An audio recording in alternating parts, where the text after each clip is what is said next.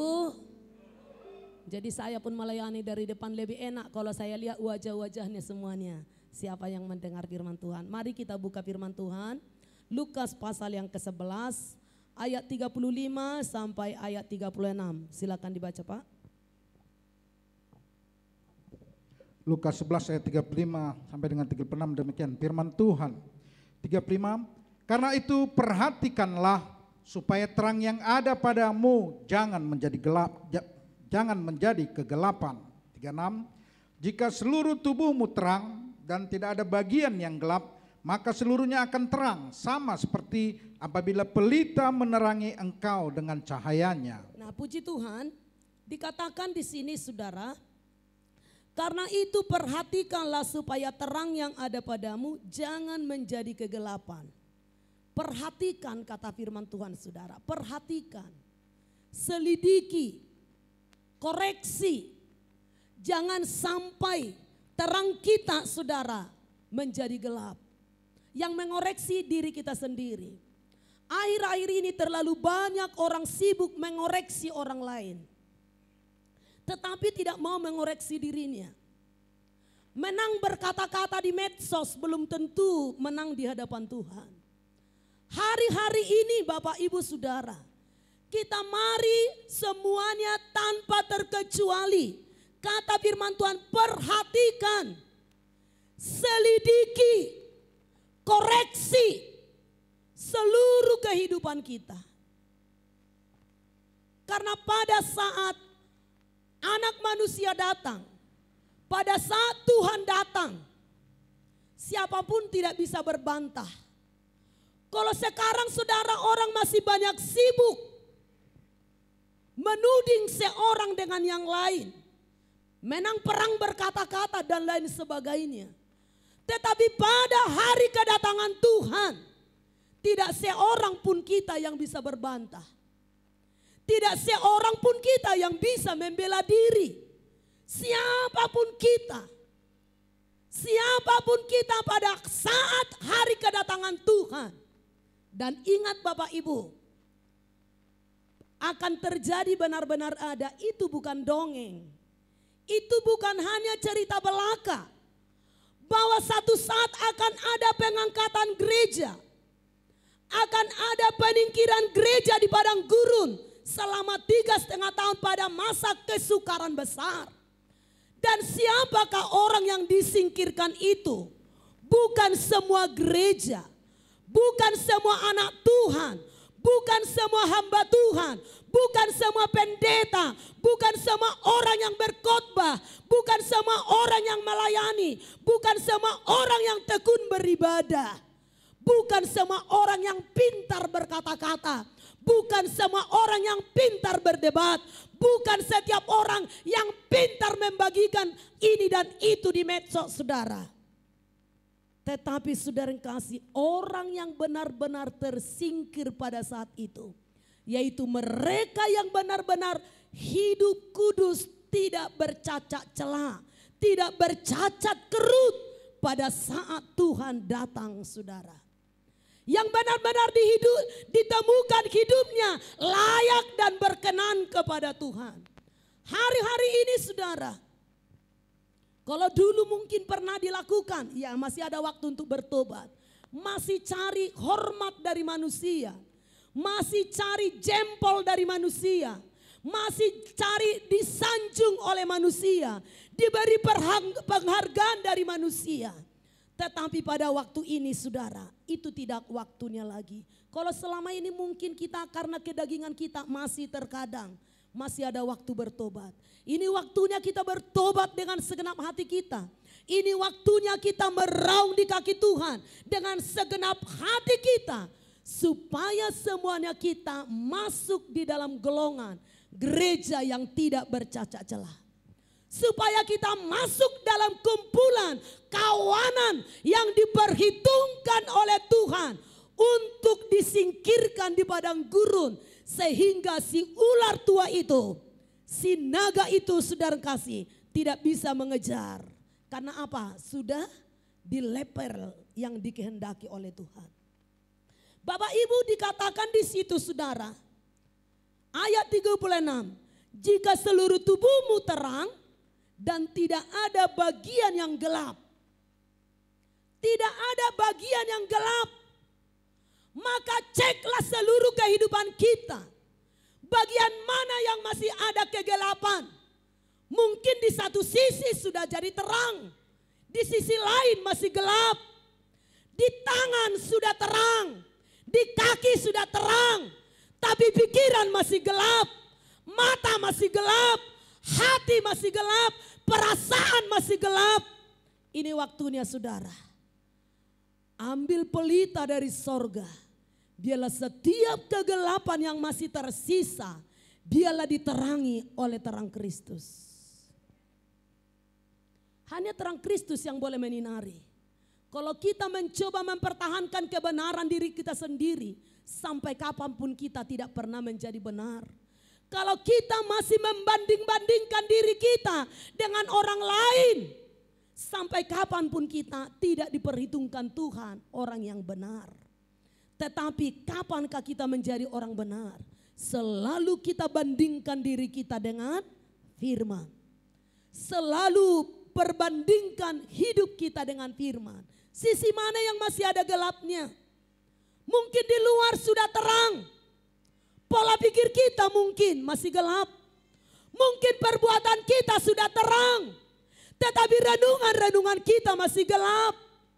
Perkataan-perkataan kita mungkin sudah terang. Tetapi pikiran kita masih gelap. Makanya dikatakan di dalam ayat ini. Jika seluruh tubuhmu terang. Dan tidak ada bagian yang gelap. Maka seluruhnya akan terang. Sama seperti apabila pelita menerangi engkau dengan cahayanya. Jadi Bapak Ibu Saudara yang dikasihi oleh Tuhan. Orang yang selalu hidup di dalam terang Kristus. Orang yang selalu hidup dalam terang Kristus. Kegelapan tidak bisa menguasainya. Orang yang selalu hidup dalam terang Kristus. Rohnya pasti selalu terjaga. Rohnya pasti selalu menangkap kairos dari Tuhan. Rohnya selalu peka menangkap pesan-pesan Tuhan.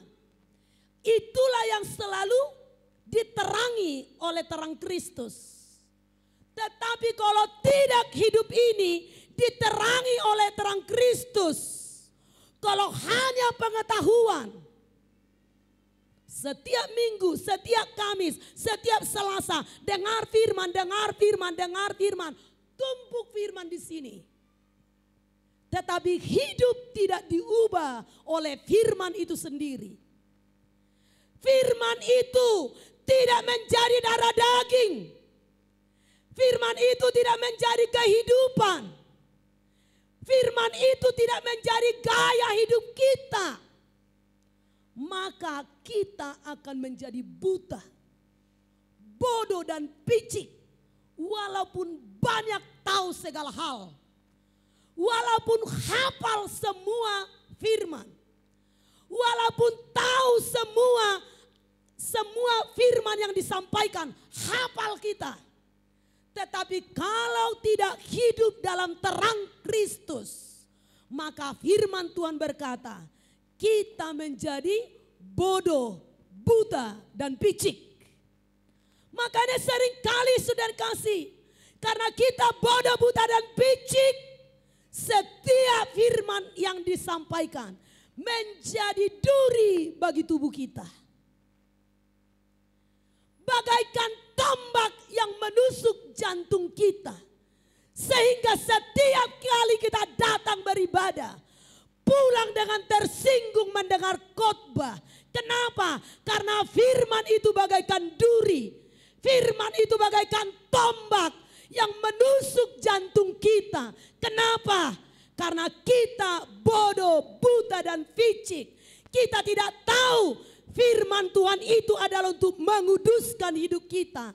Firman Tuhan itu untuk menyucikan kita. Firman Tuhan itu mengubah seluruh hidup kita untuk layak kita menyongsong hari kedatangannya Tuhan. Bapak Ibu Saudara yang kekasih dalam nama Yesus, saya gentar saudara menghadapi hari datangnya Tuhan. Kadang-kadang saya sampai gemetar, sampai menggigil saya kadang-kadang saudara. Saya bukan takut kepada antikris, saya tidak takut kepada setan, saya tidak takut kalau saya mati dibunuh. Tapi saya yang takut kalau Tuhan datang saya tidak terangkat. Kalau Tuhan datang saya tidak disingkirkan. Itu yang membuat saya sering menggigil. Saya menangis, saya meraung di kaki Tuhan. Karena saya sadar masih banyak kekuranganku di hadapan Tuhan. Tetapi malang bagi umat Tuhan yang merasa sudah puas, yang merasa sudah di puncak. Datanglah Tuhan, sekarang aku udah siap. Seringkali saudara, selama 2 tahun ini sering perkataan saya seperti itu. Datanglah Tuhan, aku sudah siap. Tetapi Tuhan berkata, kau belum siap. Itu, ini. Diperhadapkan. Wah, masih tersinggung. Berarti belum siap.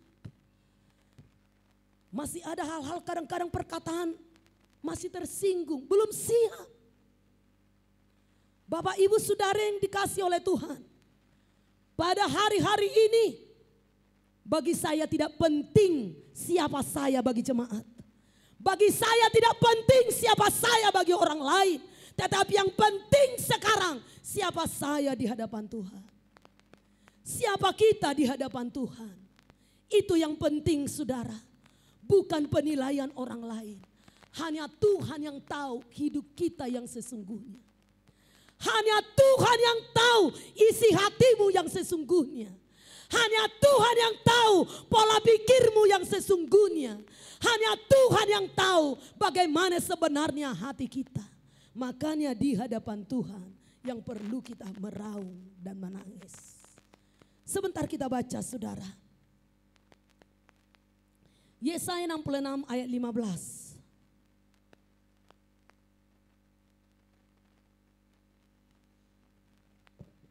Demikian firman Tuhan. Sebab sesungguhnya Tuhan akan datang dengan api, dan kereta-keretanya akan seperti puting beliung untuk melampiaskan murkanya dengan kepanasan dan hardiknya dengan nyala api. Nah, Bapak Ibu Saudara, dunia ini satu saat akan dimusnahkan. Dunia ini satu saat akan digulung. Semua orang fasik satu saat akan dibinasakan. Akan dihancurkan. Kata firman Tuhan, sebab sesungguhnya Tuhan akan datang dengan api. Kalau pertama sekali Tuhan datang, Yesus datang di bumi ini membawa damai, membawa keselamatan, membawa pengampunan, membawa keselamatan, membawa kebahagiaan dan lain-lain. Tetapi hari kedatangan Tuhan kali yang kedua, Tuhan datang bukan membawa damai, tetapi Tuhan datang menghakimi dunia. Tuhan datang sebagai hakim. Tuhan akan datang satu saat sebagai hakim saudara. Dikatakan Tuhan datang dengan api. Dan kereta-keretanya seperti puting beliung. Seperti puting beliung. Melampiaskan murkanya dengan kepanasan dan hardiknya. Yang sering dipegang oleh orang Kristen. Tuhan itu penuh kasih setia dan rahmat. Yang selalu dipegang orang Kristen. Tuhan itu penuh kasih dan anugerah. Penuh pengampunan. Ya, benar. Amin. Tetapi banyak anak-anak Tuhan orang Kristen tidak tahu firman Tuhan. Bahwa dia juga Tuhan yang mau murka. Tuhan juga yang mau membalas akan setiap kejahatan. Tuhan juga akan datang dengan apinya menghardik semua kefasikan, menghanguskan semua dosa. Termasuk orang-orangnya yang selalu hidup di dalam dosa. Bapak Ibu Saudara yang dikasihi oleh Tuhan. Tuhan datang bagaikan api untuk menghanguskan. Tidak ada yang sanggup kalau api itu datang. Makanya kalau sekarang, kalau masih banyak kadang-kadang mengoceh, mengomel ya. Nih di dalam hati saya, udah lakukanlah apa yang maumu. Kalau itu menjadi keputusanmu silakan. Silakan aja. Bapak Ibu Saudara yang dikasihi oleh Tuhan, akan tiba waktunya. Dan itu tidak akan lama lagi. Tuhan akan datang dengan api. Tuhan datang dengan puting beliung. Kenapa puting beliung? Bukan hanya sekedar angin kencang. Puting beliung, kalau datang puting beliung, rumah pun bisa diterbangkan. Atap pun bisa diterbangkan. Tidak ada yang kokoh. Tidak ada yang bertahan. Kalau puting beliungnya Tuhan datang. Sebelum puting beliungnya Tuhan datang. Mengobrak abrik kehidupan kita. Menghanguskan seluruh hidup kita, saudara. Segera berbalik bertobat. Jangan pertahankan keakuan dan kesombongan. Jangan pertahankan harga diri dan kebenaran diri sendiri. Tetapi sudah yang kekasih, berlomba merendahkan diri di kaki Tuhan. Berlomba merendahkan diri di hadapan Tuhan. Kalau banyak orang berbantah-bantah kepada saudara, enggak usah diladeni.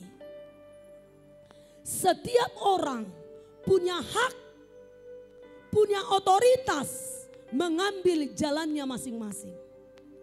Tuhan tidak pernah memaksa siapapun untuk melakukan firman-Nya. Apalagi gembala. Tuhan aja tidak bisa paksa seorang pun manusia di bawah kolong langit ini untuk tunduk sepenuhnya kepada Tuhan. Kalau Tuhan melakukan itu, tidak ada yang berdosa di bumi ini. Karena Tuhan punya kuasa menggenggam hati setiap orang, mengubah semuanya seperti robot untuk tunduk hanya kepada Tuhan. Tetapi Tuhan tidak mau melakukan. Tuhan menghargai kehendak bebas manusia. Firman disampaikan. Mau percaya, lakukan. Tidak mau percaya, enggak usah banyak ngomel. Percaya, lakukan. Tidak mau percaya, jangan ngomel. Kalau mau mengomel juga, enggak apa-apa juga. Ya, Bapak Ibu Saudara yang dikasihi oleh Tuhan. Orang fasik akan segera dihukum oleh Tuhan. Semua kefasikan akan berakhir. Semua kegelapan akan berakhir. Sesaat mungkin seperti luar biasa. Tetapi di hari penghakiman semua tidak akan bertahan. Yang kita kejar sudah yang kasih menjelang hari kedatangannya Tuhan. Bapak Ibu Saudara, sebentar kita baca. Orang fasik memang akan semakin meninggikan diri. Orang yang hidup dalam kegelapan akan semakin menyombongkan diri. Orang yang hidup di dalam daging akan semakin keras hati. Makanya firman Tuhan berkata, yang berdosa semakin berdosa aja. Yang kudus semakin kudus. Apa kata firman Tuhan? Yang najis semakin najis. Itu sudah dikatakan firman Tuhan. Berbahagialah Bapak Ibu Saudara yang dikasihi oleh Tuhan, yang masih mengejar kekudusan Tuhan. Saudara orang yang berbahagia. Tetapi orang yang semakin mengeraskan hati, semakin mendegilkan hatinya, enggak apa-apa juga saudara. Enggak apa-apa. Ya. Semua kita mengambil kehendak bebas. Apalagi di dalam gereja kita ini, dalam penggembalaan di tempat ini, tidak ada apapun peraturan yang harus diwajibkan, harus ini, harus itu. Firman disampaikan, lakukan. Firman apapun itu, tidak ada. Kalau disampaikan yang percaya, tangkap firman Tuhan, lakukan. Amin. Tidak mau juga melakukan, gak pernah dituntut, gak pernah diapa-apain. Itu berpulang kepada diri kita masing-masing. Firman Tuhan berkata, saudara, orang fasik akan bertambah fasik, tetapi Sion, gunung kudusnya Tuhan, akan semakin berteriak kepada Tuhan, minta kuasa pertolongan untuk melakukan kebenaran. Sebentar kita baca Yoel pasal 2 ayat 1.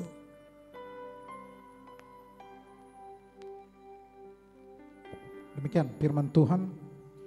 Tiuplah sangkakala di Sion dan berteriaklah di gunungku yang kudus.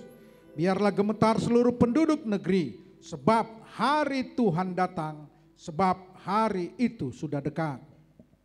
Tiuplah sangkakala di Sion, berteriaklah di gunungku yang kudus. Sion diperintahkan mengerang, berteriak. Jadi kalau kita berdoa biasa-biasa sekarang, bisik-bisik, lama-lama ngantuk, sekedar berdoa seperti biasa. Kata firman Tuhan, menjelang hari kedatangan Tuhan, gereja harus mengerang. Gereja harus berteriak. Apa arti mengerang? Bagaikan seperti seorang ibu yang hendak melahirkan anaknya. Dia mengumpulkan segenap tenaganya. Karena kebetulan saya ibu yang pernah melahirkan. Dan puji Tuhan 3 anak saya lahir normal semua. Jadi saya tahu rasanya bagaimana seorang ibu yang melahirkan. Mengumpulkan segenap kekuatan untuk melahirkan anak kita. Enggak pikirkan yang lain-lain. Enggak pikirkan macam-macam. Pokoknya segenap tenaga. Dipaksakan. Itulah artinya mengerang. Begitulah harusnya doa di akhir zaman. Bukan hanya sekedar berdoa. Doa yang mengerang. Doa mengeluarkan keringat. Doa yang bersungguh-sungguh. Doa yang dengan segenap hati berteriak kepada Tuhan. Meraung kepada Tuhan. Kalau tidak mau meraung nanti di api neraka. Saudara meraung sekarang tertawa di sorga. Tetapi saudara tidak mau meraung sekarang, di neraka saudara akan meraung. Sebelum tiba ke sana, meraunglah di kaki Tuhan saudara. Arti raungan apa? Meraung untuk apa? Mengoyakkan hati, mengoyakkan pikiran, menyesali semua dosa, menyesali semua kedagingan, untuk rindu berbalik kepada kehendak Tuhan.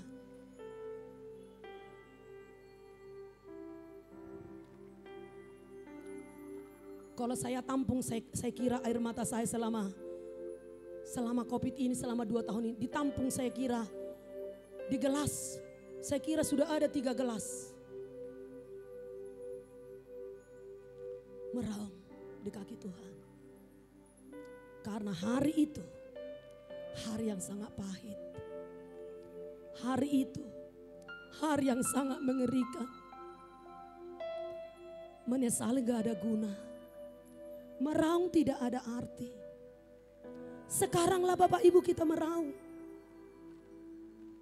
Sekaranglah kita meraung di kaki Tuhan. Memohon belas kasihan Tuhan.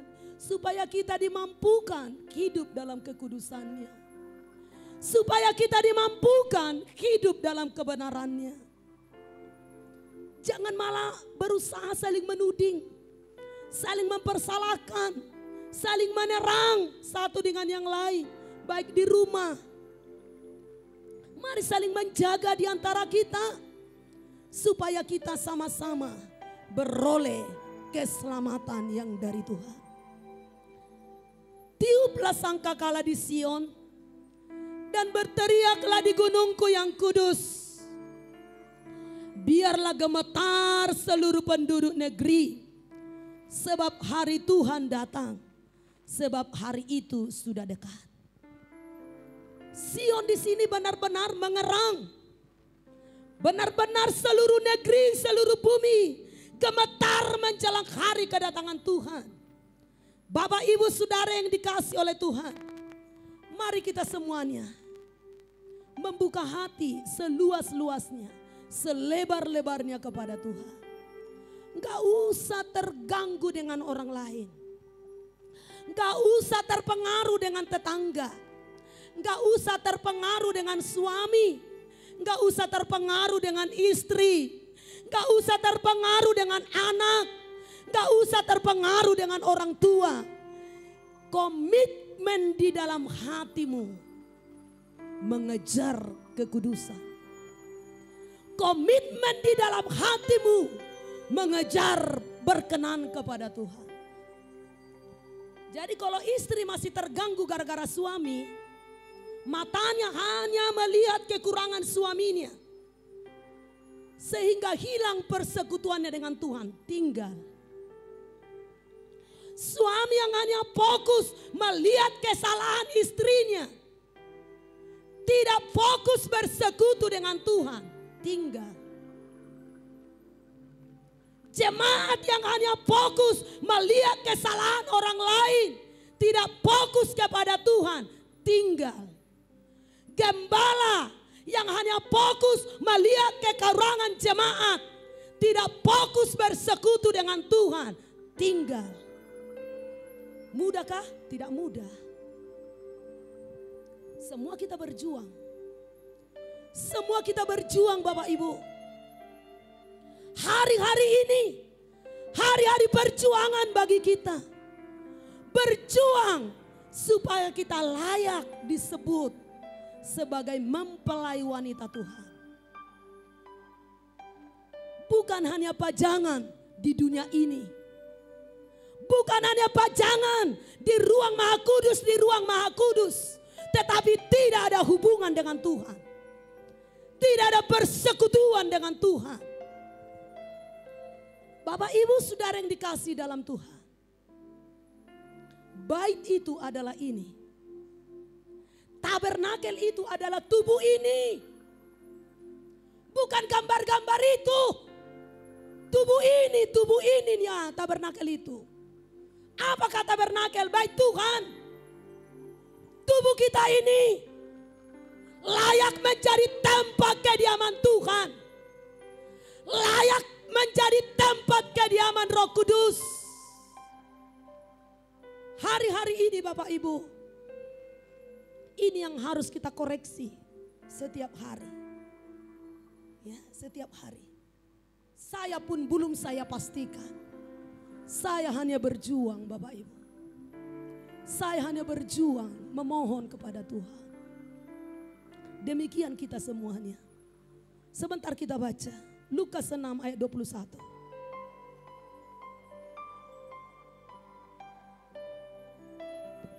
Demikian firman Tuhan. Berbahagialah hai kamu yang sekarang ini lapar, karena kamu akan dipuaskan. Berbahagialah hai kamu yang sekarang ini menangis, karena kamu akan tertawa. Berbahagialah yang sekarang ini lapar. Kenapa berbahagia yang lapar? Lapar apa ini? Bukan lapar akan dunia. Bukan lapar akan hawa nafsu. Tapi lapar akan kebenaran. Haus akan hadirat Tuhan. Mengejar firman terus menerus. Selalu merasa kurang. Selalu mau belajar dan mau diajar. Jadi orang yang sudah merasa di puncak, merasa sudah tahu semua, tidak perlu lagi diajar, tidak perlu lagi dinasehati. Ini orang yang tidak lapar. Sampai sekarang saya masih lapar. Walaupun saya sudah berumur begini. Makanya di mana ada seminar yang saya pikir itu membangun, berlari. Beda kalau jemaat datang mendengar firman tanpa bayaran. Tetapi kami kalau dengar firman selalu bayar. Kalau seminar itu mendaftar, ada bayaran. Keluar lagi ongkos, bayar pendaftaran lagi.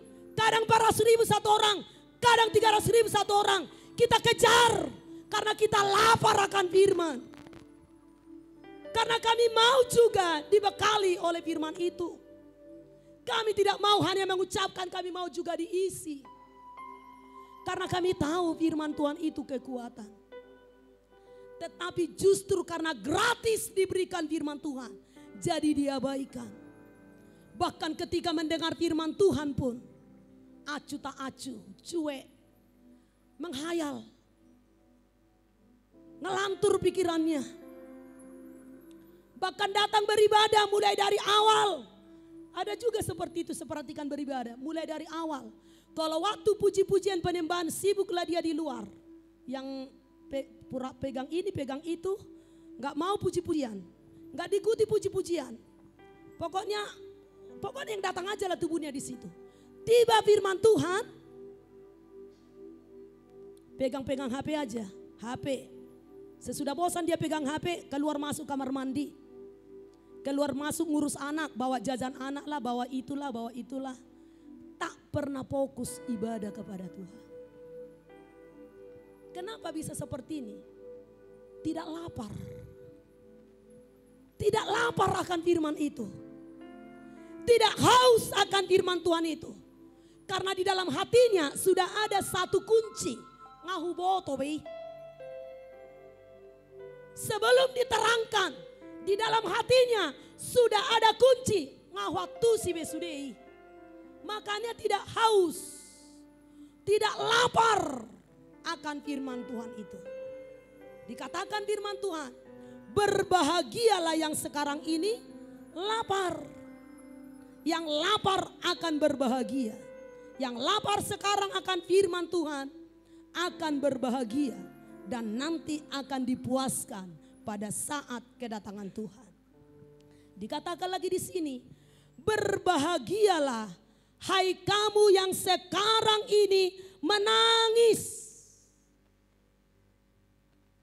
Sekarang menangis. Hari kedatangan Tuhan akan tertawa. Menangis karena apa? Menangis menyesali dosa. Menangis untuk jiwa-jiwa yang terhilang. Menangis karena apa? Menangis karena mengalami banyak sengsara, banyak penderitaan, banyak pergumulan karena nama Tuhan. Bukan karena sesuatu hal yang lain di dunia ini. Tetapi karena nama Tuhan. Banyak disakiti orang karena kebenaran. Itu menangis. Sering dikucilkan karena iman percayaannya kepada Tuhan. Sering dicibirkan orang karena ketekunannya beribadah kepada Tuhan. Ini juga bagian dari menangis. Selalu mencucurkan air mata di hadapan Tuhan. Memohon belas kasihan pengampunan Tuhan. Memohon kasih karunia Tuhan untuk mengubahkan hidupnya. Ini menangis di hadapan Tuhan. Sering pikul salib. Ini juga menangis saudara. Ya. Ini bagian dari menangis. Sering menahan perasaan. Karena terlalu sering disakiti oleh orang lain. Tetapi kita tidak berdaya untuk membalas. Kita tidak berdaya melakukan apapun. Hanya kekuatan kita, Tuhan mampukan aku. Tuhan kuatkan aku. Hanya itu. Itu juga bagian daripada menangis. Berbahagia saja. Maka istri-istri kalau sering terlalu merasa sering dilukai, berbahagia aja. Sudah berusaha melakukan yang terbaik. Tetapi suamimu selalu kasar. Selalu sesuka hatinya berbicara. Berbahagia saja. Karena engkau adalah orang yang berbahagia. Kata firman Tuhan. Tapi kapan berbahagia? Kalau tidak membalas. Kalau tidak kepahitan. Tapi kalau kepahitan, tidak berbahagia. Kalau kepahitan, tinggal juga. Tidak ada alasan nanti saudara, gara-gara suamiku nih aku tertinggal. Suamiku jahat, makanya aku jadi tertinggal. Gara-gara istriku aku tertinggal, istriku jahat. Tidak ada alasan. Gara-gara pelayan aku seperti ini, gara-gara pendeta, tidak ada alasan. Tidak ada alasan. Semua bertanggung jawab atas diri kita sendiri. Bahkan kalau kita sebagai orang tua, jangan sampai orang tua tertinggal gara-gara anak. Rebut, rampas, nasihati sedaya mampu. Kalau tidak berterima, biarkan. Pandang kepada Tuhan. Melekat terus kepada Tuhan. Semua masing-masing bertanggung jawab bagi diri sendiri. Rebut sebisa-bisanya. Nasihati sedaya mampu kita. Doakan dengan setulusnya. Curahkan air mata sebanyak mungkin kepada anak-anak kita. Selebihnya dia tidak peduli. Urusannya dengan Tuhan. Itu tidak urusan kita. Bagian kita sudah kita kerjakan. Bapak ibu saudara yang kekasih dalam nama Yesus. Menangis merindukan hadirat Tuhan. Maka di dalam kerajaannya akan tertawa. Tertawalah pada hari kedatangan Tuhan. Semua orang meraung, meratap pada waktu itu. Tetapi orang yang disebut Tuhan berbahagia tertawa. Menikmati indahnya bersama dengan Tuhan. Menikmati indahnya kemuliaan Tuhan yang tidak ada tarannya. Yang tidak terbayangkan. Yang tidak ada keindahan seperti itu di dunia ini. Tidak ada kemegahan seperti kemegahan di dunia ini tuh. Sangat megah, sangat indah, sangat mulia. Makanya saya katakan kepada tim PW, selama tahun 2021 cari tema firman Tuhan, pengudusan hidup. Bukan firman Tuhan, pujian penyembahan. Tema pujian penyembahan, pengudusan hidup. Siap menyongsong hari kedatangan Tuhan. Perlindungan ada di tangan Tuhan dari semua serangan musuh. Termasuk serangan apapun, termasuk serangan roh antikris sekalipun. Itu tidak akan mengenai orang yang ada di gunung kudusnya Tuhan. Makanya kita gak perlu takut itu. Tanda binatang gak perlu ditakuti. Gak perlu. Jaga hidup kudus, jaga hidup benar. Melekat kepada Tuhan, bersekutu dengan Tuhan. Itu perlindungan, aman saudara. Ya, aman, gak perlu takut, gak perlu gentar. Paling-paling sudah yang kasih mati, itu aja nih. Amin. Maka apa yang ditakutkan? Paling-paling mati. Mati ke sorga. Haleluya. Jadi kenapa takut? Kenapa dibayang-bayangi ketakutan? Gak perlu takut. Apapun yang terjadi ke depan, gak perlu takut. Pemeliharaan Tuhan sempurna bagi orang-orang kudusnya. Lukas 6 ayat 25, sebentar kita baca. Silakan Pak. Demikian firman Tuhan, celakalah kamu yang sekarang ini kenyang, karena kamu akan lapar. Celakalah kamu yang sekarang ini tertawa, karena kamu akan berduka cita dan menangis. Celaka kamu yang sekarang kenyang. Bagaimana ini kenyang? Merasa sudah terlalu baik. Merasa sudah sangat dewasa rohani. Merasa sudah paham seluruh firman. Tidak perlu lagi diajar. Tidak mau lagi dibimbing. Tidak mau lagi dinasehati. Ini merasa sudah kenyang. Merasa sudah terlalu banyak berkorban buat Tuhan. merasa terlalu orang yang peduli kepada orang miskin. Walaupun sering ketika ditantang untuk berbuat menolong orang tertentu, bersembunyi juga nih. Tetapi sehari-hari seperti inilah orang yang paling peduli kepada orang miskin.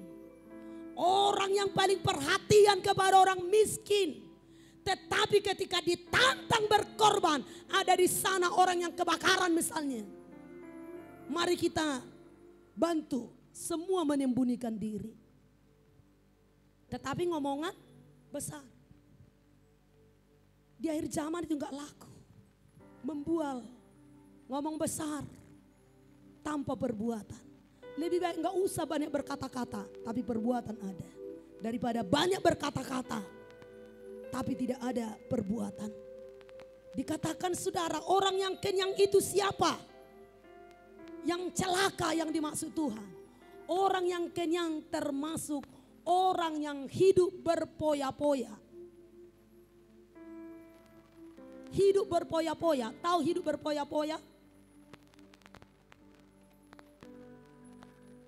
5 kali setahun ganti HP. Berpoya-poya. 3 kali setahun ganti merek mobil. Itu berpoya-poya. Tuhan tidak senang. Salahkah membeli mobil mewah? Tidak salah kalau diberkati Tuhan. Tetapi jangan sampai duniawi. Jangan sampai kedagingan. Kalau ada berkat besok saya beli mobil, salahkah? Tidak. Kalau ada uang saudara-saudara besok beli mobil, salahkah? Tidak. Tetapi jangan bagian dari berpoya-poya. Dilihat mobil orang merek ini, wah ganti merek. Dilihat mobil orang ini, ganti merek. Nah ini duniawi, berpoya-poya. Tetapi di sini nggak ada. Saya bersyukur hidup jemaat di sini. Saya perhatikan semua hidup yang sederhana. Dan memang kita adalah hidup yang sederhana. Dan memang kita masih kelas menengah ke bawah, ya. Tetapi walaupun sudah kelas menengah, saya kira nggak perlu berpoya-poya. Kalaupun melimpah berkat itu, saya pikir nggak perlu berpoya-poya. Tuhan melatih kita hidup sederhana. Makanya dikatakan firman Tuhan, perhiasan wanita Kristen bukanlah emas dan perak. Sekalipun emas kita banyak, nggak perlu kita pakai bergapi-gapi semua.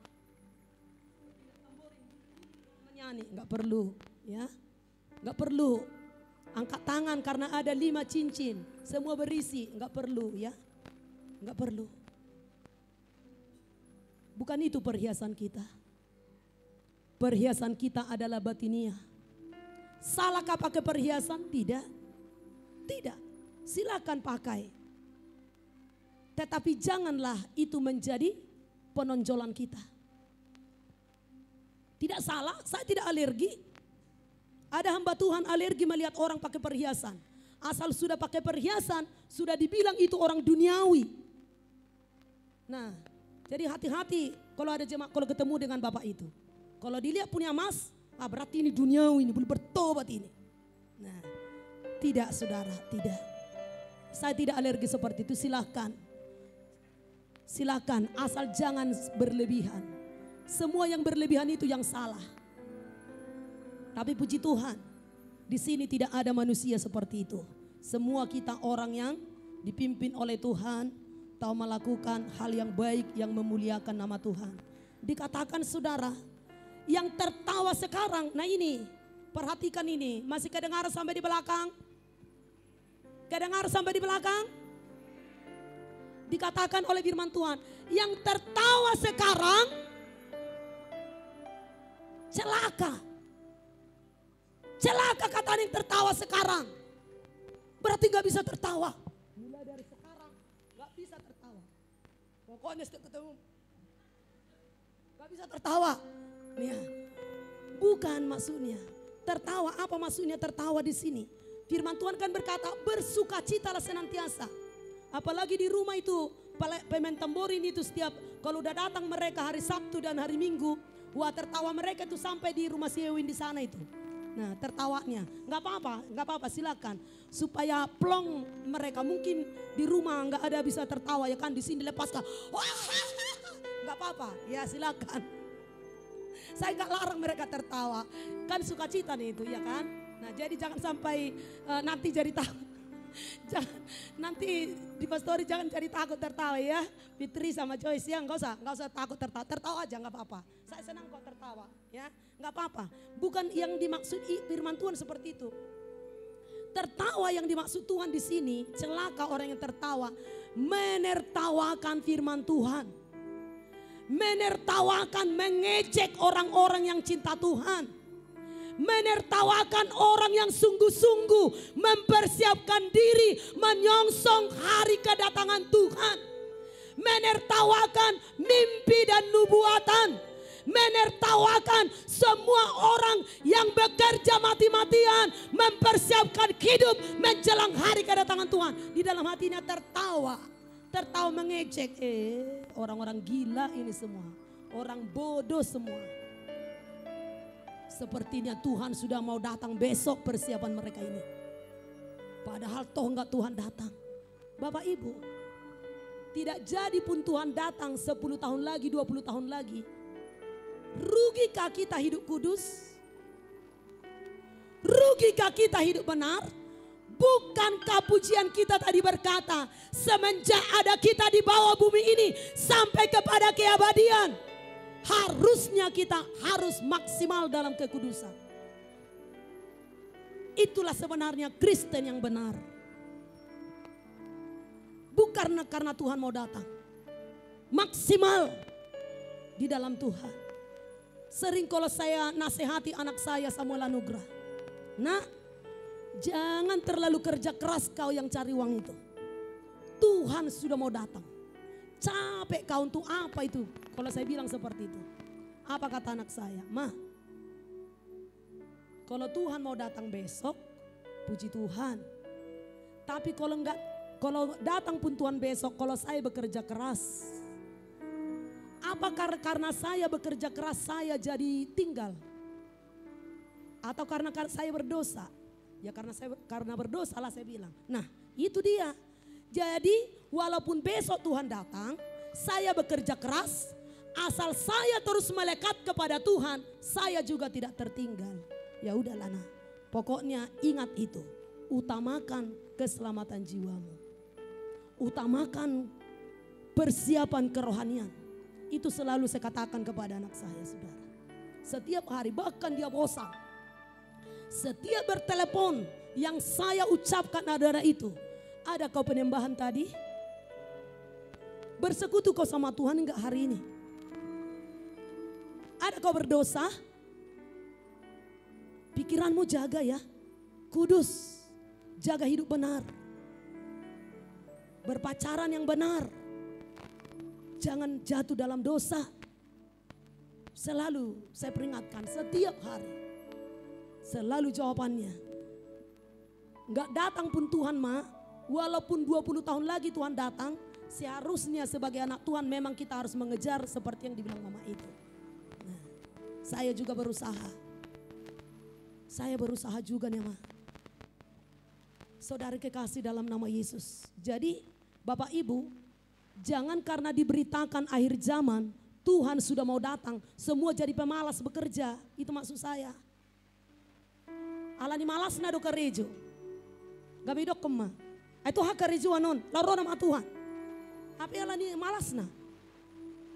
Orang malas, saudara si perusak. Amin. Siapa si perusak itu? Siapa si perusak itu? Iblis. Jadi kalau pemalas, itu saudara si perusak. Mau datang pun Tuhan besok, silakan tetap bekerja keras. Bekerja keras di dalam roh dan kebenaran. Ketika Tuhan datang, engkau tetap terangkat. Amin. Haleluya. Yang berjualan tetaplah jualan. Jangan tutup jualanmu. Tetap aja seperti biasa. Supaya jangan dianggap kita nanti sudah gila. Sudah hang. Dijual rumahnya semua sampai ludas. Mau tinggal di mana kalau dijual rumahnya? Dijual rumahnya, Tuhan sudah mau datang. Bagi-bagikan semua kepada orang miskin sampai tidak punya rumah. Gak apa-apalah, tohnya 2 bulan lagi Tuhan datang mengontrak kita. Itu bodoh. Tuhan gak mengajari kita seperti itu. Kalau ada berkat sama kita yang bisa kita bagi, bagi. Tetapi bukan dijual sampai ludas. Kalau mau Tuhan datang, hatimu melekat kepada Tuhan. Biarkan aja tinggal di situ. Peduli amat itu. Biarlah tinggal di situ. Sayang kali tinggal. Untuk sayang ngadong di sana getina. Haleluya. Jadi santai aja saudara. Gak usah kita jadi panik dan bingung menjalani hidup ini. Kadang-kadang saya seperti itu saudara. Aduh udah mau datang Tuhan, aduh bagaimana ini semua ini. Tapi saudara, Roh Kudus selalu teguhkan. Tenang bersama denganku. Asal jaga hidup bersekutu dengan Tuhan.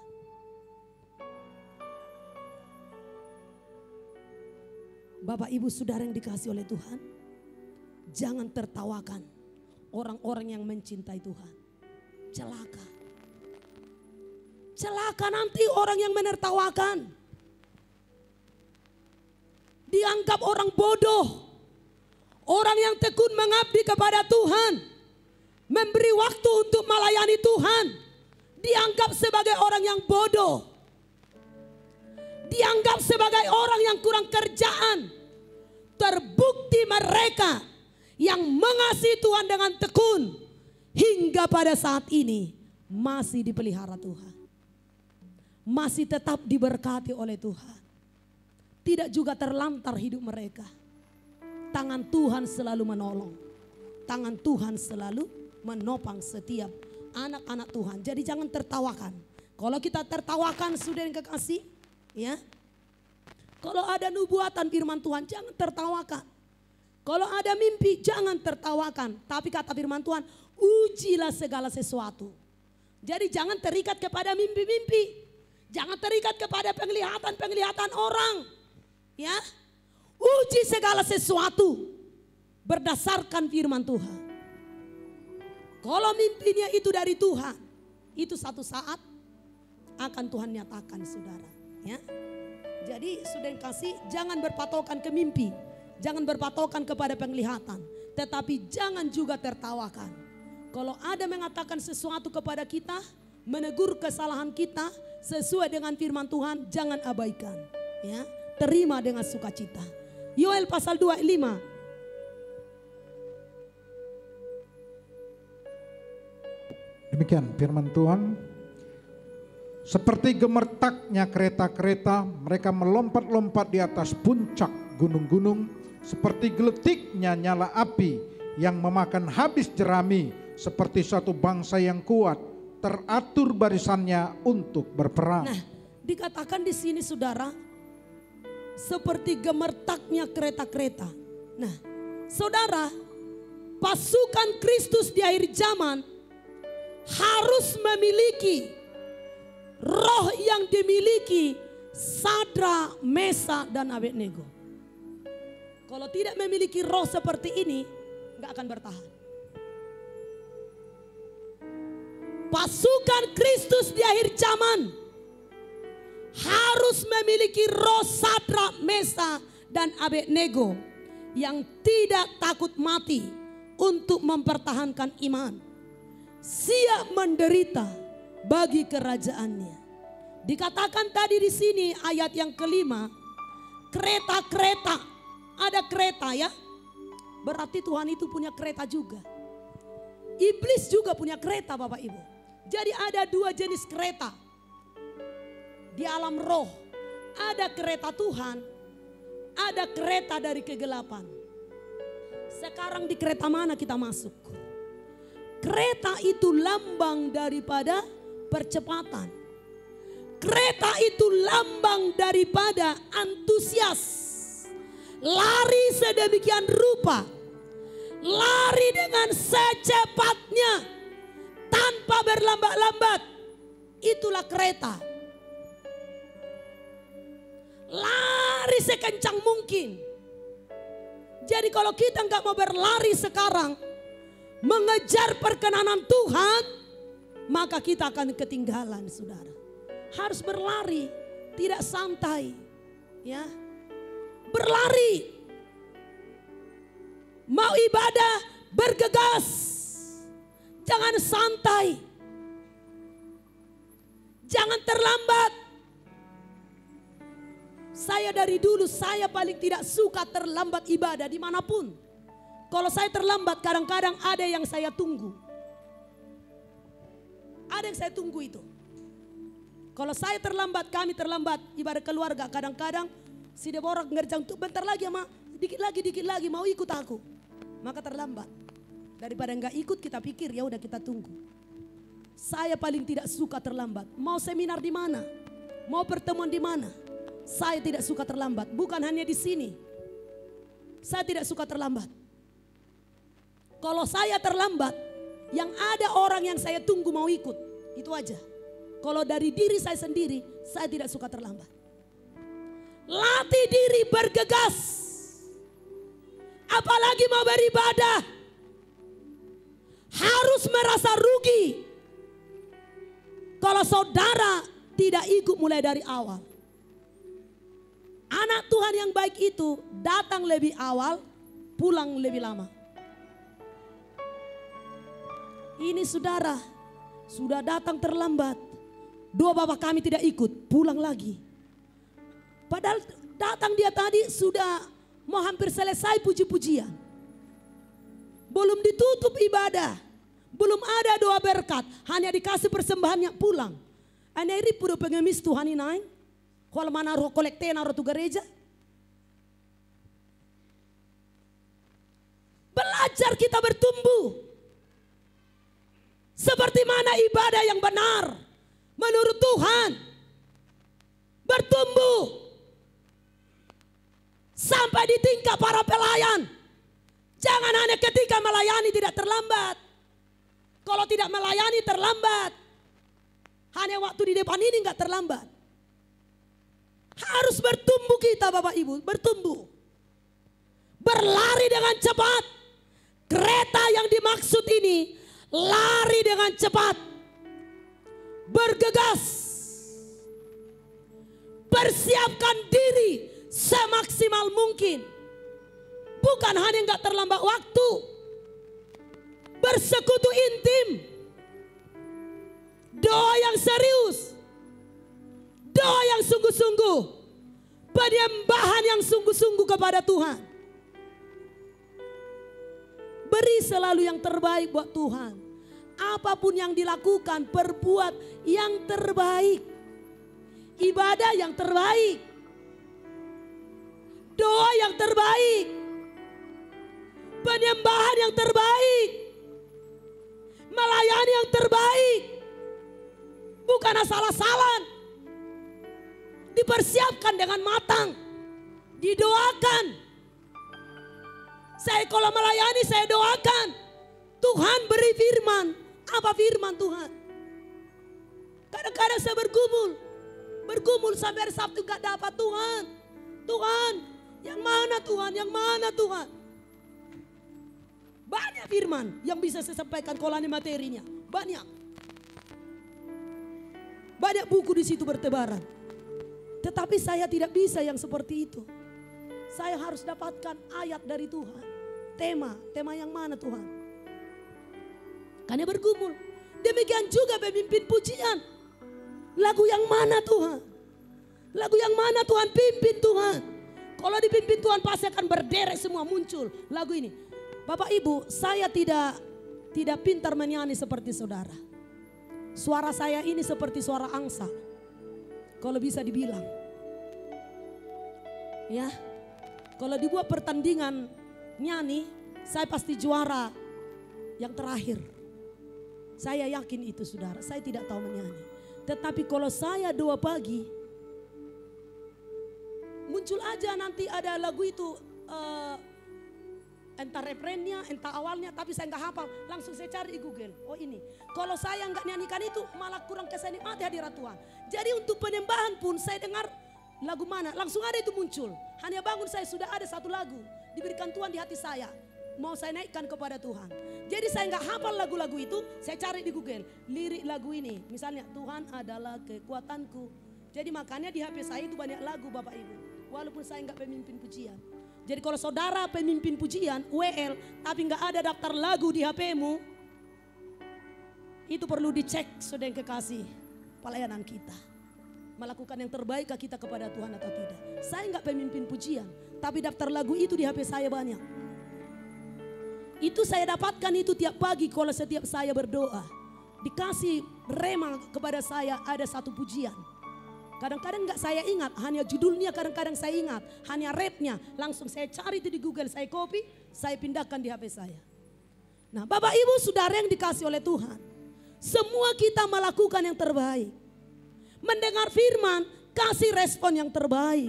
Penyembahan yang terbaik. Memberi persembahan yang terbaik. Dalam segala hal yang terbaik. Dari hati kita benar-benar yang terbaik. Dari hidup kita yang terbaik kita beri kepada Tuhan. Kalau setiap hari kita lakukan yang terbaik, saya percaya kita akan mendapatkan juga yang terbaik. Gak usah kejar-kejar yang terbaik. Lakukan aja yang terbaik pasti datang. Haleluya.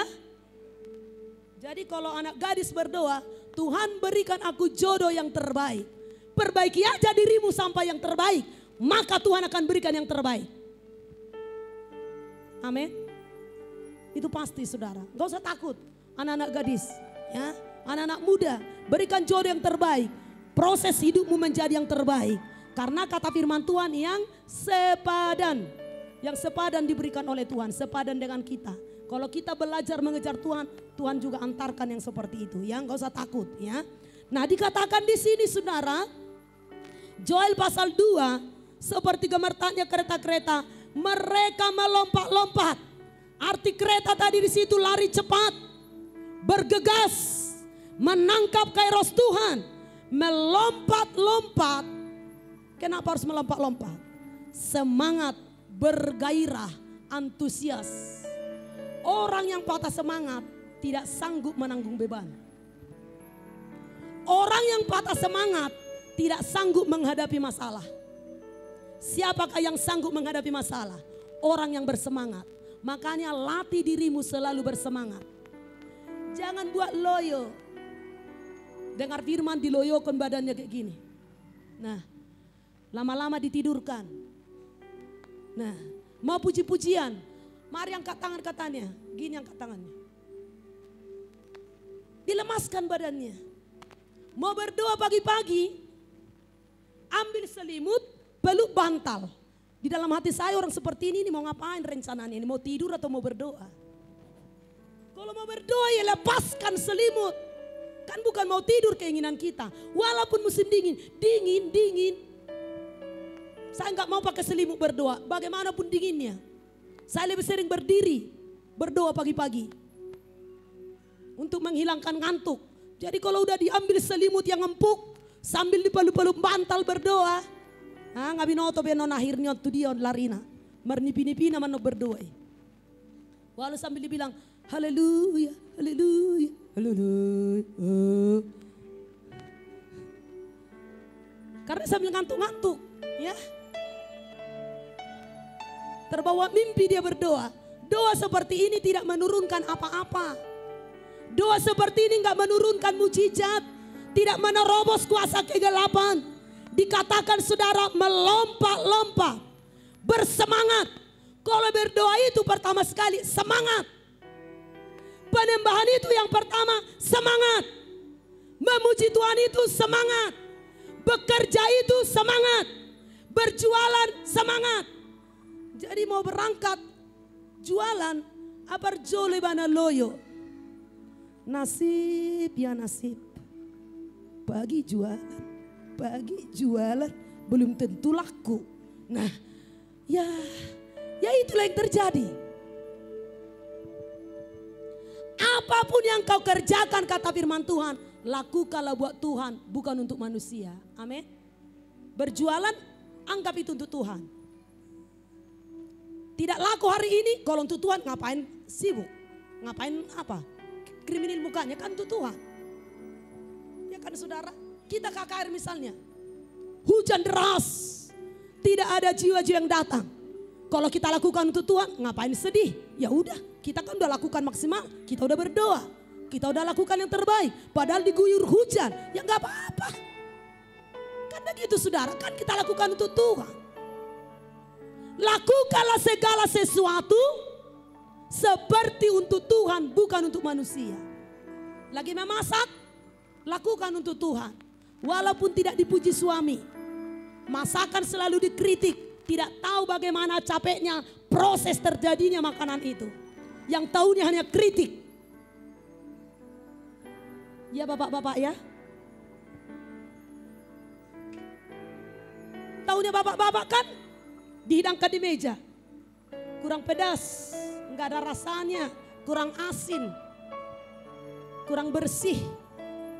Itu yang tahunya kan. Prosesnya terjadinya makanan itu nggak tahu bagaimana. Mengulek bumbunya begitu lama, menyuci kualinya, menyuci piringnya, menyapu rumah siap makan. Gak tahu prosesnya. Tetapi banyak bapak-bapak sering merendahkan istri, selalu menganggap tidak ada yang dikerjakan istri, hanya yang dikerjakannya aja yang benar. Kan udah aku kasih gajiku, udah aku kasih uang. Coba hitung dulu gaji tukang cuci, gaji tukang sapu rumah, gaji tukang sapu halaman, gaji tukang cuci WC, gaji tukang masak. Hitung dulu gajimu cukup enggak? Jadi jangan sombonglah bapak-bapak kepada istri. Hargai istri yang sudah melakukan yang terbaik. Amin. Haleluya. Ibu-ibu juga dihargai suaminya yang sudah kasih setoran. Kan udah jujur lagi suaminya dikasih bulat-bulat gajinya, diomeli lagi. Bagaimana kalau nggak dikasih? Kan begitu saudara. Udah bulat-bulat dikasih gajinya. Tidak ada dikantongi lagi, tapi diomeli lagi. Enggak ada lagi penghasilanmu yang lain? Entah adanya kau sembunyikan penghasilanmu yang lain. Berarti diajari suaminya mencuri. Tahunya aku bukan hanya gajimu kan? Ada uang masukmu kan? Tahunya aku uang masukmu ada. Berarti diajari suaminya mencuri. Jadi jangan jatuhkan suamimu, para istri. Bahkan kalau dikasih uang melebihi seperti yang kau tahu, harusnya pertanyakan, dari mana ini? Bagaimana jalannya ini uang ini? Una ngatong holat di lebal gak tersipan lasrohana mau lihat tema Tuhan. Dia do dalan nih. Itu harus ditanya. Hasil curian do. Hasil persekongkolan gelap do. Ini sudah dari zaman Bapak Ibu. Buat apa itu dikasih di sektor sama kita banyak-banyak. Kalau hasil curian. Kalau hasil persekongkolan gelap. Buat apa itu saudara? Lebih baik miskin tapi berkenan kepada Tuhan. Daripada berlimpah ruah. Punya ini dan itu. Tetapi hasil curian. Binasa kita saudara nanti. Binasa kita pada hari kedatangan Tuhan. Mari kita senantiasa bersemangat. Dan dikatakan tadi di situ. Ada gunung-gunung. Naik ke puncak gunung. Naik terus ke level yang lebih tinggi. Jangan berhenti mengejar perkenanannya. Naik terus. Naik ke level yang lebih tinggi. Jangan merasa puas. Jangan merasa kita sudah terlalu rohani. Kejar terus, kejar terus, kejar terus. Naik ke level yang lebih tinggi. Yang diinginkan oleh Tuhan. Kejar terus perkenanannya. Dan dikatakan tadi Joel 2:5 tadi. Bangsa yang kuat. Dikatakan tadi di situ bangsa yang kuat, ya. Kita harus berjuang sampai ke garis finish untuk mengalahkan setiap musuh kita. Bapak Ibu bangsa yang kuat, kenapa bangsa yang kuat? Karena ada pagar tembok dari Tuhan. Jadi kita ini dipagari tembok berlapis dari Tuhan. Jadi gak usah takut. Tembok yang tinggi, tebal dan kuat memagari anak-anaknya yang melekat kepada Tuhan. Nah, jadi gak usah takut. Kenapa dikatakan perlindungan berlapis? Ada darah Yesus, ada malaikat Tuhan, ada tembok berapi dari sorga, ada malaikat perang, ada malaikat penjaga. Itu ditempatkan itu di setiap sisi orang yang bersekutu dengan Tuhan. Sebagaimana kuatmu bersekutu dengan Tuhan, begitulah kuatnya malaikat itu berperang. Ingat Daniel? Ingat Daniel saudara? Ketika Daniel itu berdoa, disitulah malaikat terus bertempur. Kenapa bertempur malaikat? Karena Daniel bertempur di bawah. Maka Tuhan perintahkan malaikat-malaikat bertempur menghancurkan kegelapan. Jadi saudara, jangan saudara pikir pekerjaan sia-sia kalau kita peperangan. Setiap kita peperangan menghancurkan roh kegelapan, langsung malaikat perang ambil senjata, perangi semua roh-roh yang kita perangi itu. Makanya dengan semangat kalau peperangan, dengan serius, dengan sungguh-sungguh, ya, karena benar-benar itu nyata dihancurkan oleh malaikat perang. Ada malaikat peperangan kita saudara, ada malaikat penjaga kita, ada malaikat pengawal kita kemana-mana. Makanya sering kali kan terjadi kan kita anak-anak atau misalnya kecelakaan tapi kita nggak kenapa-kenapa. Siapa itu hebat kita? Apakah tubuh kita ini terbuat dari besi? Tidak. Ada malaikat menatang di sekeliling kita. Makanya kita aman saudara. Jadi doa itu tidak sembarangan. Makanya setiap hari harus doa dengan berkemenangan. Harus peperangan setiap hari. Supaya malaikat-malaikat itu sibuk berperang. Kalau sibuk kita berperang, malaikat juga sibuk berperang. Kalau diam kita, malaikat diam. Nah, karena sesuai dengan kita nih malaikat itu bergerak. Bergerak dia sesuai dengan kita. Karena malaikat-malaikat kita berbeda. Jangan saudara pikir malaikat setiap orang berbeda. Malaikat Pak Joyce dengan malaikat saya berbeda. Malaikat Pak Huta Julu dengan malaikat Ibu Pania berbeda. Setiap orang percaya ada malaikat-malaikatnya. Sebagaimana kuatnya ke malaikat itu, sekuat pendirian iman kita kepada firman. Nah, makanya berdiri kokoh di atas firman. Berdoa dengan sungguh-sungguh. Peperangan dengan sungguh-sungguh. Hancurkan musuh. Di alam roh, malaikat yang menghancurkannya secara nyata. Nah, dikatakan di situ saudara, teratur barisannya. Ya, sekali lagi dulu Pak, dibaca. Ayat 5, seperti gemertaknya kereta-kereta, mereka melompat-lompat di atas puncak gunung-gunung. Seperti geltiknya nyala api yang memakan habis jerami. Seperti suatu bangsa yang kuat, teratur barisannya untuk berperang. Nah, teratur barisannya berperang. Artinya rapatkan barisan. Di dalam menghadapi musuh, rapatkan barisan. Jangan tercerai-berai. Sendiri-sendiri saudara tidak akan kuat. Makanya kita selalu bergabung di kawanan penggembalaan. Di situ kita menjadi kuat. Sendiri tidak kuat Bapak Ibu. Saya sendiri tidak kuat. Tidak kuat saya sendiri. Kita itu kuat semuanya karena kita rapatkan barisan kita untuk berperang. Jadi beda doa sendiri, beda doa bersama. Selalu musuh itu lebih dikalahkan kalau sepakat. Tuhan mencari persepakatan.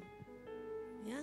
Makanya dikatakan firman Tuhan, satu orang mengalahkan 1000, dua orang mengalahkan 10.000. Ada pelipat gandaan. Harusnya kalau seorang mengalahkan 1000 kalau sama dengan berdua, harusnya 2 orang kan mengalahkan 2000. Tetapi sesudah berdua jadi kalah 10.000. Ada pelipat gandaan kemenangan. Makanya selalu rapatkan barisan untuk sebuah peperangan. Bergabung di dalam doa syafaat di tempat ini. Sidang jemaat Tuhan, mari bergabung doa syafaat. Bukan hanya pelayan yang perlu doa syafaat. Kalau mau saudara menang dalam peperangan, yang lebih lagi, mari bergabung dalam doa syafaat saudara. Setiap hari Senin, rapatkan barisan, jangan tercerai-berai. Sendiri-sendiri tidak akan bertahan. Jadilah ada di dalam kumpulan kawanan domba. Jangan ada di kumpulan kawanan kambing. Jadilah di kumpulan kawanan domba. Yang selalu taat, yang selalu dengar-dengaran. Yang selalu mau mendengar suara daripada gembala surgawi. Yaitu Yesus Kristus Tuhan kita. 1 Raja-Raja 18 ayat 45.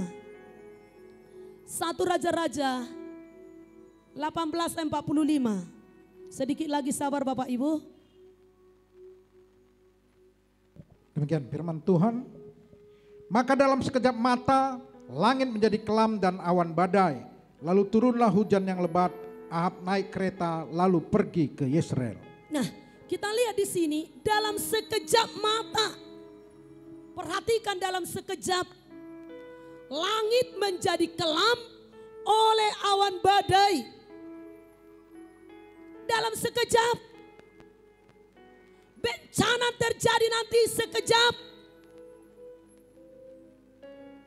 Antikris akan menyatakan diri sekejap. Dunia ini akan digulung sekejap. Bencana demi bencana terjadi sekejap. Tanpa diberitahu kita. Enggak diberitahu itu. Sekejap. Sekejap dikatakan menjadi kelam dan awan badai. Badai terjadi dalam kehidupan itu seringkali sekejap tanpa diberitahu kita. Tanpa tahu kita, tiba-tiba. Sehat misalnya sekarang, tiba-tiba jatuh di kamar mandi. Mana tahu dia akan jatuh di kamar mandi. Itulah yang disebut sekejap. Makanya jangan sombong dalam hidup ini. Sekejap. Pergi ke pasar, terpleset, tiba-tiba masuk ke jurang, mati. Sekejap. Sekejap awan badai datang sedang kasih dan dikatakan Ahab lari naik kereta. Siapa itu Ahab? Ahab itu adalah raja orang Israel yang sudah jatuh kepada dosa penyembahan berhala oleh bujuk rayu istrinya Isabel. Jadi Bapak Ibu, jangan mau terpengaruh kepada pasangan, diseret jauh dari Tuhan. Jangan mau istri diseret oleh suami jauh dari Tuhan.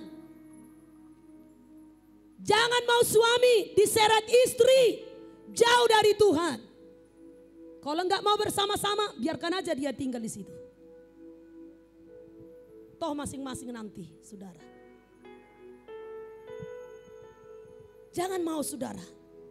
Tetapi kita lihat di sini, saudara, ketika badai sekejap datang, Ahab berlari sekencangnya.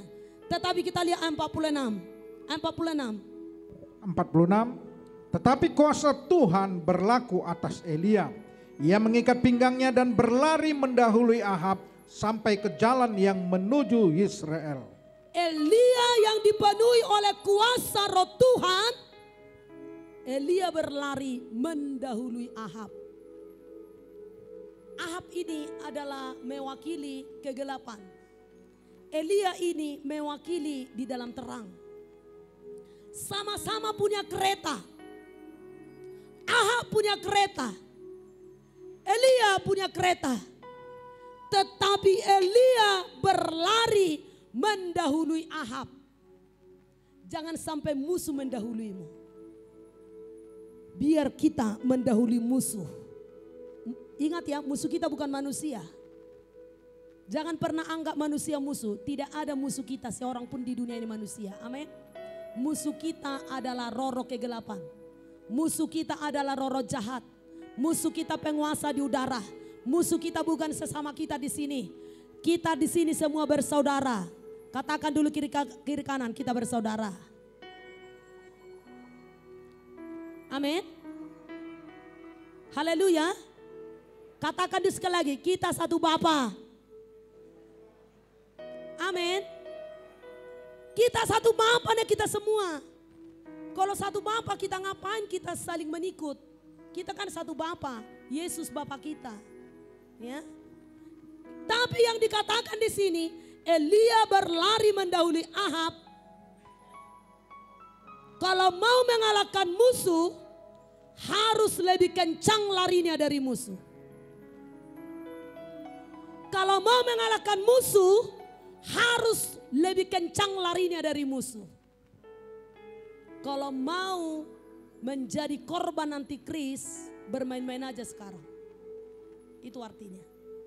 Tapi kalau tidak mau menjadi korban antikris nanti, sekaranglah saudara berkorban buat Tuhan. Kalau tidak mau berkorban sekarang buat Tuhan, tidak mau mengorbankan harga dirinya, tidak mau mengorbankan kedagingannya, tidak mau mematikan keinginan dagingnya, ya. Terus diperbesar-besar dagingnya, saudara. Hawa nafsu dagingnya, pikiran sia-sia, pikiran duniawi, pikiran najis, ya. Hanya keinginan-keinginan dunia yang diperbesar-besar, maka nanti menjadi korban antikris. Jadi kalau tidak mau menjadi korban antikris, sebelum dikorbankan kita menjadi milik antikris, korbankanlah yang terbaik bagi Tuhan. Korbankan waktu yang terbaik, pikiran yang terbaik, kehidupan yang terbaik, sikap hati yang terbaik, pola pikir yang terbaik, bekerja yang terbaik. Bekerja pun perlu yang terbaik, saudara. Anak-anak Tuhan harus bekerja dengan baik, dengan ulet, saudara. Ya, seringkali saudara, anak-anak Tuhan saudara lebih terlaten orang-orang dunia dari anak-anak Tuhan. Makanya sering terjadi kalau ada di perusahaan, ada pengurangan karyawan, 10 yang di PHK misalnya, yang di PHK itu biasanya sering terjadi 10-10-nya anak Tuhan. Jadi dibilanglah alanya anak Tuhan aku di PHK, kadang-kadang tidak. Bukan karena anak Tuhan dia di PHK. Hasil kerjanya tidak beres. Apapun dikerjakan gak pernah tuntas. Apapun disuruh dikerjakan gak pernah beres.